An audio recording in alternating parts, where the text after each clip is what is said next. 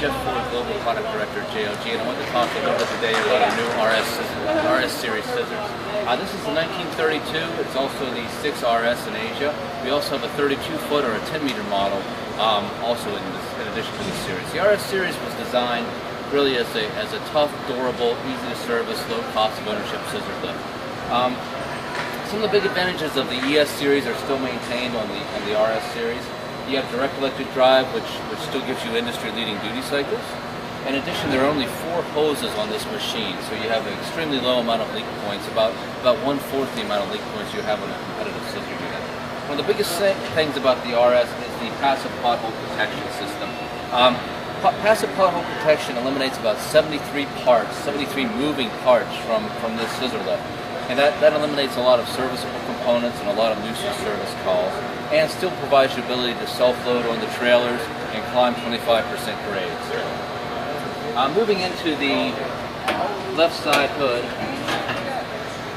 you see we have a lip here that actually protrudes beyond the hood, so if something's going to come in contact, this outer lip, this 3/8 inch plate will protect the hood from damage.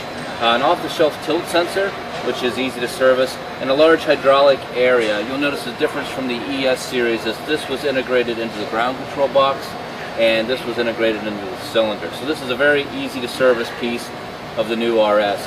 Other similarities to the ES is you have essentially the same control box. You have the exact same joystick, and also you have the exact same drive motors as the ES. So simple selection of lift or drive, then fully proportional functions here on the joystick.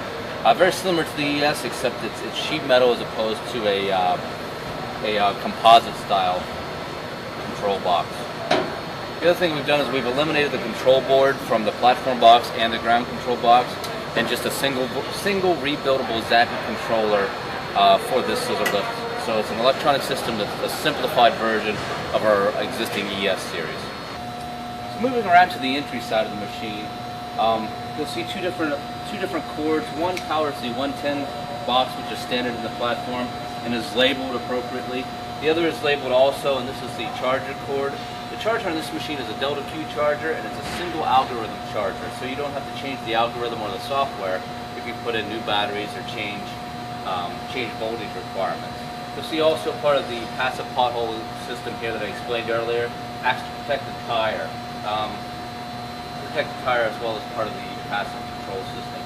The orange sheet here gives you access to the rebuildable Zappy controller, as well as the charger and other serviceable.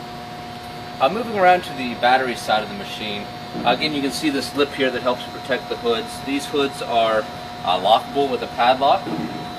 It's simply twist and remove. You'll notice all 4 batteries on one side of the machine, and there's no swing out tray or no sliding tray to deal with here at all. You can access the batteries simply by removing the hood.